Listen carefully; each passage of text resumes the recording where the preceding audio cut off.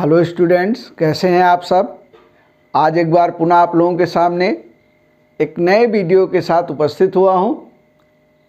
पिछले वीडियो में हमने कार्बन के सहसंयोजक बंध और कार्बन की संयोजकता के विषय में जाना था। उसी क्रम में उसी चैप्टर कार्बनिक यौगिक में आज हम ये टॉपिक हाइड्रोकार्बन किसे कहते हैं, हाइड्रोकार्बन के स्रोत क्या हैं और हाइड्रोकार्बन के प्रकार संतृप्त और असंतृप्त हाइड्रोकार्बन के विषय में जानेंगे। लेकिन इससे पहले यदि आपने चैनल को सब्सक्राइब नहीं किया है तो सब्सक्राइब जरूर कर लीजिएगा और बेल आइकन को दबा दीजिएगा, जिससे आपको आने वाला वीडियो तुरंत ही प्राप्त हो। ठीक है, आइए हम जानते हैं। पिछले वीडियो में हम लोगों ने कार्बन की संयोजकता के विषय में जाना था।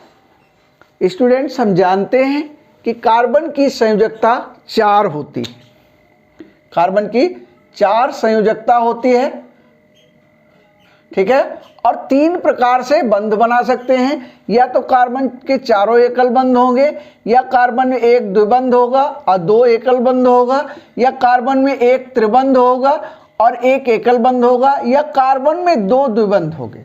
इस तरह से कार्बन 4 प्रकार से संयुक्त हो सकता है। इसी के आगे हम लोग चलते हैं। आज हम लोग हाइड्रोकार्बन के विषय में जानेंगे। हाइड्रोकार्बन क्या है? ऐसे यौगिक जिनमें केवल क्या उपस्थित हो, कार्बन उपस्थित हो और हाइड्रोजन उपस्थित हो।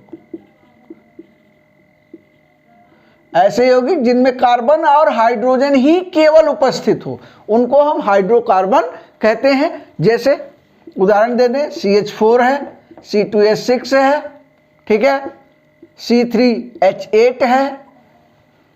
बस समझाई, ये सब क्या है? C2H2 है। ये सब क्या है? ये सब हाइड्रोकार्बन से, ठीक है।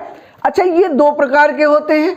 खुली श्रृंखला के भी यौगिक हो सकते हैं और बंद श्रृंखला के यौगिक भी हाइड्रोकार्बन हो सकते हैं। हाइड्रोकार्बन के अंतर्गत खुली श्रृंखला के यौगिक भी और बंद श्रृंखला के यौगिक भी हो सकते हैं। अब हम जानते हैं हाइड्रोकार्बन के स्रोत। देखो, हाइड्रोकार्बन के स्रोत में सबसे पहले जो प्रमुख स्रोत है वो है पेट्रोलियम और गैस। कौन सी गैस? नेचुरल गैस, या जिसको हम प्राकृतिक गैस भी कहते हैं। प्राकृतिक गैस मुख्य रूप से इसके प्रमुख स्रोत हैं पेट्रोलियम और प्राकृतिक गैस। प्राकृतिक गैस में 80% के लगभग मेथेन गैस होती है। कितनी होती है? 80%। 10% एथेन होती है और 10% में विभिन्न प्रकार के एलिफैटिक हाइड्रोकार्बन्स होते हैं, ठीक है। एलिफैटिक हाइड्रोकार्बन्स होते हैं। तो ये पेट्रोलियम और प्राकृतिक गैस जो है वो हाइड्रोकार्बन का प्रमुख स्रोत है। पेट्रोलियम क्या है? एक द्रव है। पेट्रोलियम द्रव पदार्थ है और ये क्या है? गैस है। पेट्रोलियम में C1 से लेकर C40 तक हाइड्रोकार्बन्स हो सकते हैं, ठीक है। पेट्रोलियम द्रव पदार्थ है, चिपचिपा होता है, ठीक है। और ये भी कहां से निकाला जाता है? जमीन के अंदर से निकाला जाता है, पेट्रोलियम तेल के कुओं द्वारा, ठीक है। तो ये इसकी यौगिक हैं, ये है। और ये जो मेथेन है, इसका एक और स्रोत है ज्वालामुखी। ज्वालामुखी की गैसों में भी मेथेन उपस्थित होती है, ठीक है। इसके अतिरिक्त मेथेन कहाँ उत्पन्न होती है? दलदलीय स्थानों पर उत्पन्न होती है। कोयले की खानों में उत्पन्न होती है।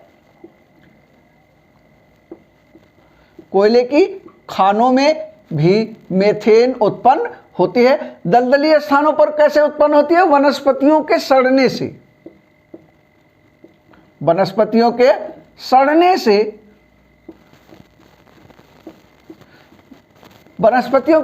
से मेथेन उत्पन्न होती है, ठीक है। मेथेन को हम मार्स गैस भी कहते हैं, मार्स गैस।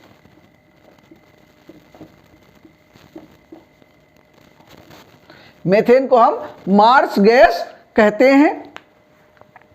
ठीक है, देखिए मेथेन जो है, मेथेन और वायु के मिश्रण को यदि अधिक दाब पर संपीड़ित किया जाए तो उसमें जो है क्या हो सकता है, विस्फोट भी हो सकता है।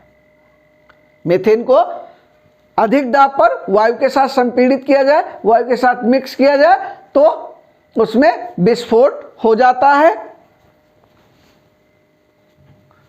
इसके अतिरिक्त मेथेन को हम मार्स गैस तो कहते ही हैं।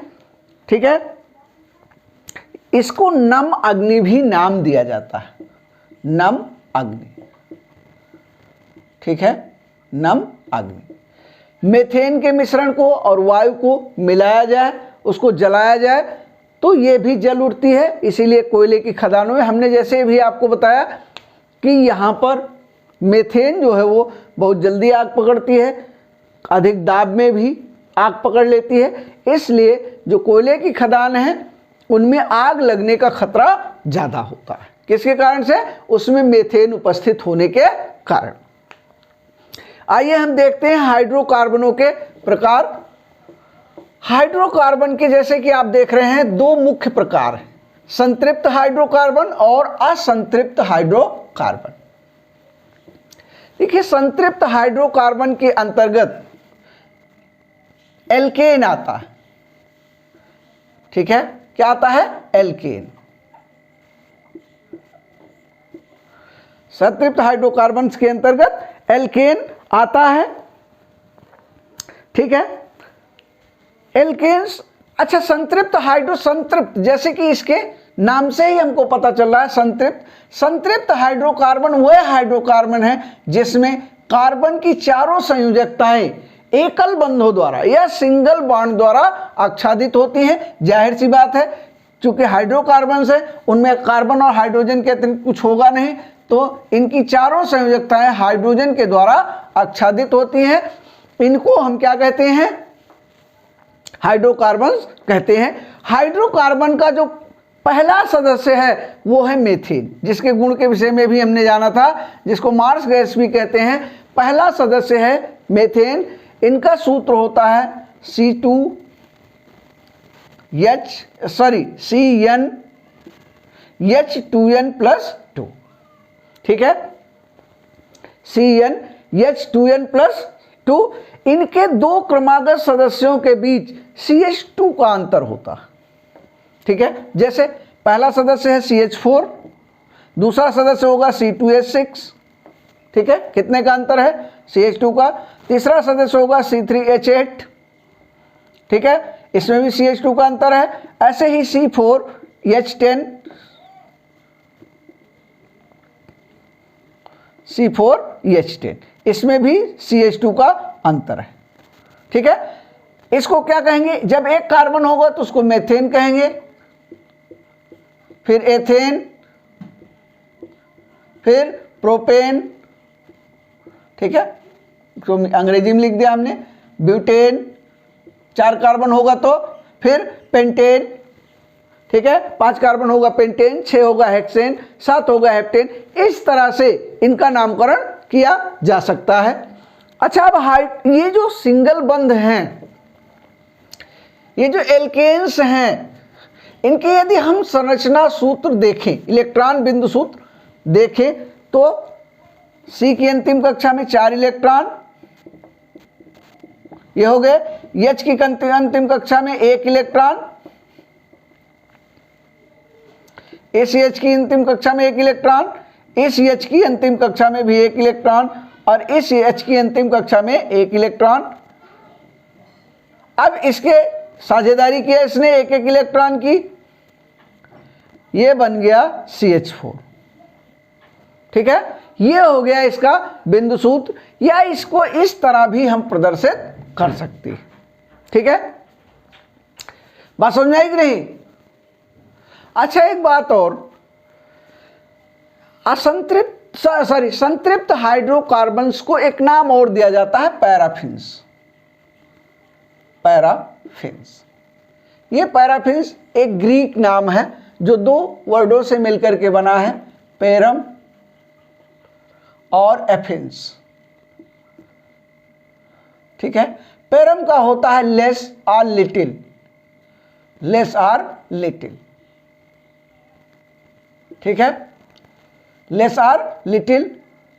एफिन्स का मतलब होता है, एफिन्स का मतलब होता है एक्टिव या एफिनिटी। एफिन्स का मतलब होता है एफिनिटी, एफिनिटी या एक्टिव कह सकते हैं हमको, यानी कम क्रियाशील। यानी ये जो पैराफिन्स हैं, संतृप्त हाइड्रोकार्बन्स हैं, ये कम क्रियाशील होते हैं। अब कम क्रियाशील का मतलब ये किसी चीज से कम क्रिया करते हैं। क्यों कम क्रिया करते हैं? क्योंकि हम ये देख रहे हैं कि इन कार्बन्स की चारों संयोजकताएं फुलफिल हैं।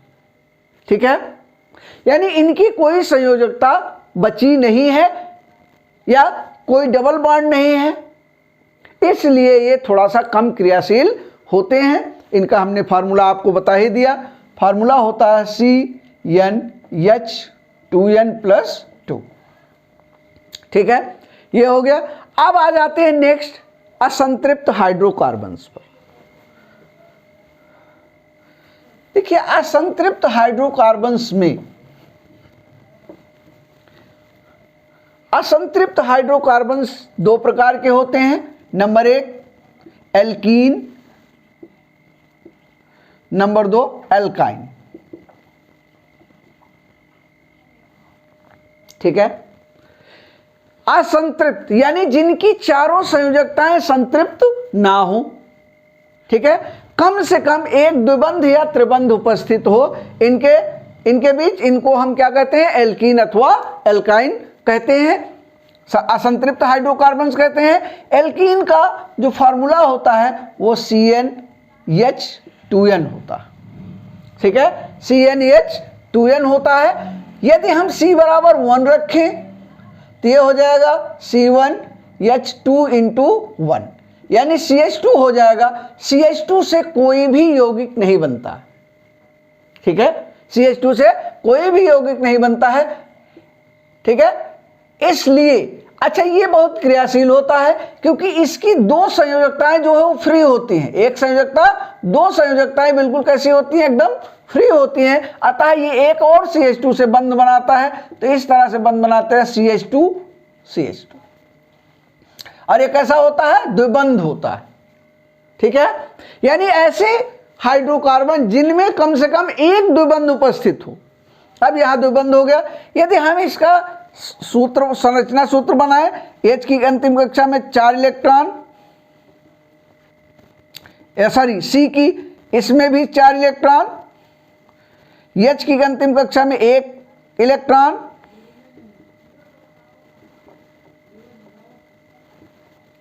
ठीक है। अब ये क्या बन गया? अब इस तरह से ये, इसके पास भी 8 इलेक्ट्रॉन हो गया, इसके पास भी 8 इलेक्ट्रॉन हो गया, इसके पास 2 इलेक्ट्रॉन हो गए, इसके पास 2 इलेक्ट्रॉन हो गए, इसके पास 2 हो गए और इसके पास 2 हो गए। अब यदि इसको हम बंध के रूप में दिखाएं तो हो जाएगा C double bond C H H single bond H single bond H। ठीक है, इस तरह से, यानी इस श्रेणी का, एल्कीन श्रेणी का जो पहला सदस्य है वो क्या होगा? C2H4। ठीक है, जिसको हम एथीन कहते हैं। क्या कहते हैं? एथीन। इसका आईपीसी नेम क्या है? एथीन है। अच्छा, एक बात और, ये जो यौगिक हैं ये क्लोरीन के साथ क्रिया करते हैं और एक तेल जैसा पदार्थ बनाते हैं। क्या बनाते हैं? तेल जैसा पदार्थ बनाते हैं, जिनको हम ओलेफिन्स भी कहते हैं। ठीक है, इसीलिए इनको क्या कहते हैं हम? ओलेफिन्स। किसको? एल्कीन्स को। इनको हम ओलेफिन भी कहते हैं। इसके बाद फिर इनका सामान्य सूत्र हमने बता ही दिया आपको। फिर दूसरा आ जाता है एल्काइन। ठीक है, दूसरे आते हैं एल्काइन। देखिए एल्काइन का जो सामान्य सूत्र है वो होता है CnH2n-2। ठीक है, यानी यदि हम C बराबर 1 रखें तो क्या हो जाएगा, C केवल C हो जाएगा, ये किसी को प्रदर्शित नहीं करता है। ठीक है, तो इसका जो प्रथम सदस्य है वो होता है CH ट्रिपल बॉन्ड CH। ठीक है, यानी कम से कम इसमें एक त्रिबंध उपस्थित होता है। ऐसे यौगिकों को, ऐसे हाइड्रोकार्बन्स को हम क्या कहते हैं, एल्काइन कहते हैं। अब इसमें C की अंतिम कक्षा में 4 इलेक्ट्रॉन, 1 2 3, 1 2 3 इसका और 1 इलेक्ट्रॉन इसका। H की अंतिम कक्षा में 1 इलेक्ट्रॉन। ठीक है, अब ये क्या करता है, इससे बंध बनाता है तो 3 3 6 2 8। ये क्या करता है, इससे ले लेता है तो ये इससे ले लेता है, इससे ले लेता है। यदि हम इसको बंधों के रूप में करें तो C ट्रिपल बॉन्ड H और single bond C triple bond C और C से एक सिंगल बंध द्वारा H और इस C से एक सिंगल बंध द्वारा H जुड़ जाते हैं। ठीक है, अच्छा इसका जो पहला सदस्य है वो है C2H2, इसका नाम है एसिटिलीन। एसिटिलीन ये असंतृप्त हाइड्रोकार्बन्स संतृप्त हाइड्रोकार्बन्स की तुलना में अधिक क्रियाशील होते हैं। क्यों क्रियाशील होते हैं, क्योंकि इनमें द्विबंध और त्रिबंध उपस्थित होता है। यही द्विबंध और त्रिबंध इनको अधिक क्रियाशील बनाता है, किसकी अपेक्षा, संतृप्त हाइड्रोकार्बन्स की अपेक्षा। यानी मीथेन कम क्रियाशील है और एथीन और एसिटिलीन अधिक क्रियाशील हैं। इनके जो ये किस प्रकार की प्रक्रियाएं प्रदर्शित करते हैं, अभिक्रियाएं, योगात्मक अभिक्रियाएं प्रदर्शित करते हैं। ठीक है, ये योगात्मक अभिक्रियाएं प्रदर्शित करते हैं। ये हो गए आपके हाइड्रोकार्बन, हाइड्रोकार्बन के स्रोत और हाइड्रोकार्बन्स के प्रकार। अगले वीडियो में हम लोग क्रियात्मक समूह के विषय में जानेंगे। क्रियात्मक समूह क्या है, सजातीय श्रेणी क्या है और यौगिकों के IUPAC नेम हम लोग कैसे लिख सकते हैं, उन क्रियात्मक समूहों के नाम क्या हैं, IUPAC नाम लिखने की विधि क्या है, ये हम लोग अगले वीडियो में जानेंगे। इस वीडियो को हम यहीं समाप्त कर रहे हैं, लेकिन वीडियो पूरा देखा कीजिए। वीडियो पूरा देखते हैं तो वीडियो का बनाने का मन भी करता है। ठीक है, इस वीडियो को हम यहीं समाप्त कर रहे हैं। आप लोगों का वीडियो देखने के लिए बहुत बहुत धन्यवाद।